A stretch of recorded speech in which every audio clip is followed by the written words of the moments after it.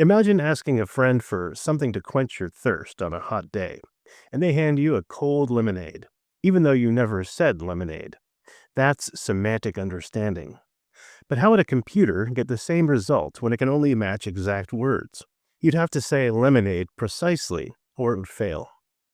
Vector embeddings help machines to bridge this gap. By the end of this video, you'll understand what vector embeddings are, why they matter, and how they transform search capabilities.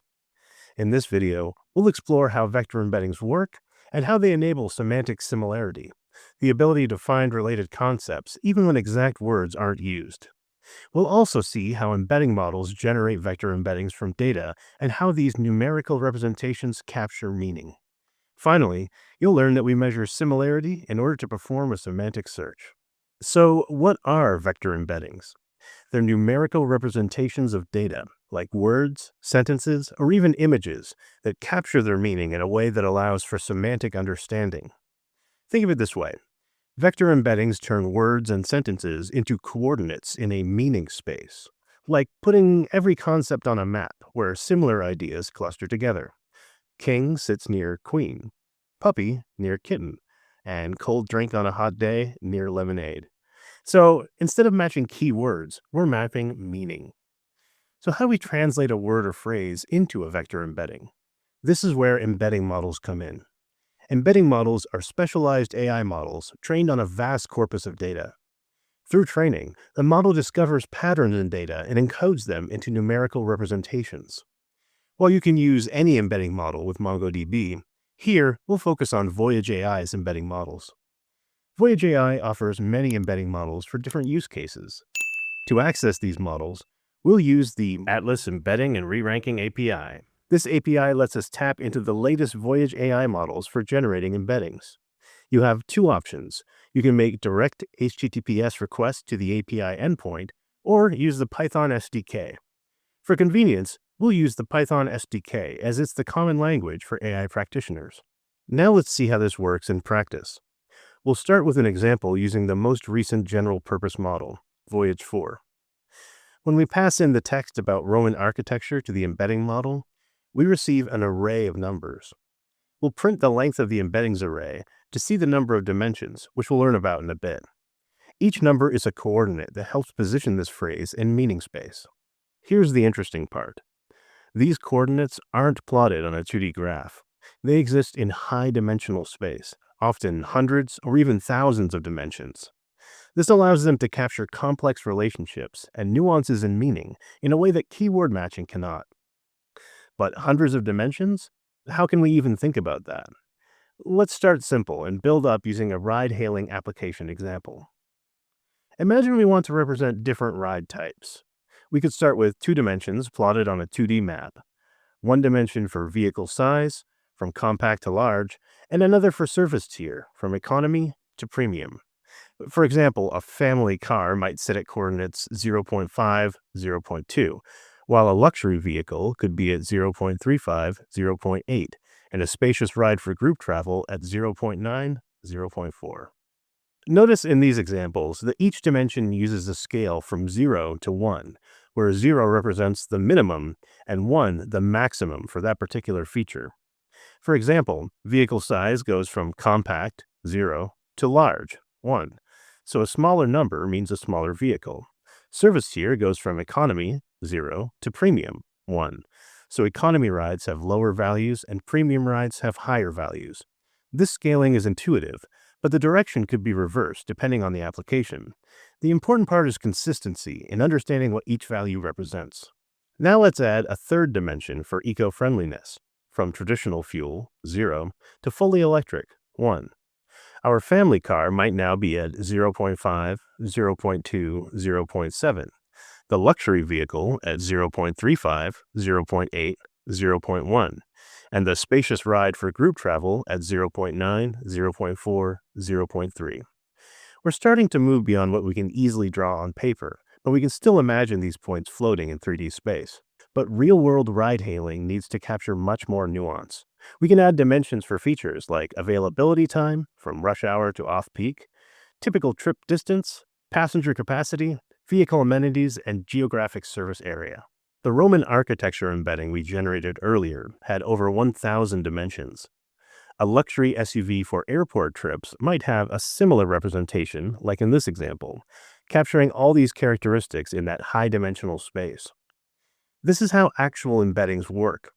When you convert text like comfortable ride for a family of 5 with luggage into an embedding, you get an array of numbers. The system can then find spacious ride for group travel or luxury vehicle nearby in this space, even if those exact words weren't in your search. This is a simplified example to illustrate the concept. In reality, the dimensions can represent more complex or abstract ideas. Now let's talk about how we use vector embeddings to measure semantic similarity. The closeness between 2 points in this high-dimensional space reflects how closely related their meanings are according to the selected model. The closer the points, the more similar the concepts. Remember our ride-hailing example? If family car is at 0.3, 0.2, and luxury vehicle is at 0.35, 0.8, we can calculate the closeness between these points to see how similar they are. Even though they're different ride types, they're closer to each other than spacious ride for group travel at 0.9, 0.4, because they share similar characteristics like vehicle size and service tier. This is semantic similarity in action.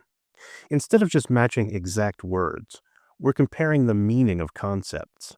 When a customer searches for spacious and comfortable ride, the system can find family car or luxury vehicle nearby in this meaning space, even though the search used completely different words. This allows computers to understand that these concepts are semantically similar.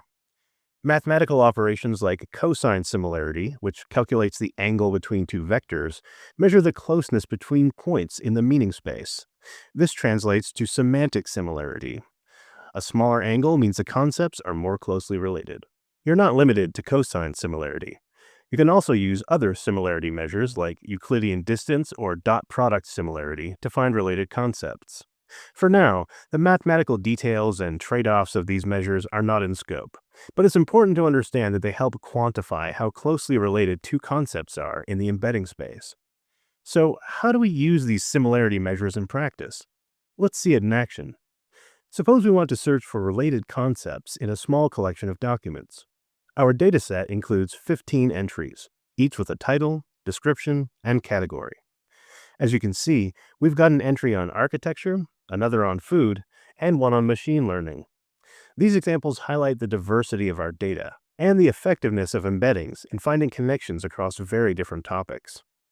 Let's walk through how we use vector embeddings to search for semantically similar concepts. The vectors are created and used while the program is running, rather than being saved to a database or file.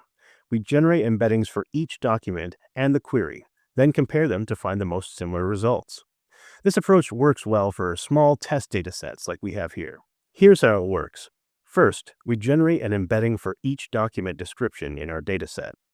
Each embedding is a unique set of numbers that represents the meaning of that description. Next, we generate an embedding for our search query. This query embedding captures the meaning of what we're looking for. To find the most relevant results, we calculate the similarity between the query embedding and each document embedding.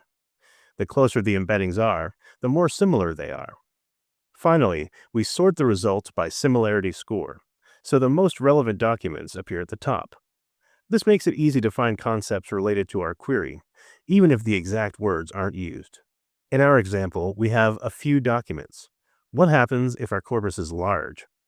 Searching through a large number of vectors or recalculating all the embeddings for our corpus every time we want to do a search becomes impractical. This is where more advanced solutions come in, but for now, it's great to see how semantic search works behind the scenes. Continue learning about Voyage AI and earn your skill badge through the link in the description. So there you have it.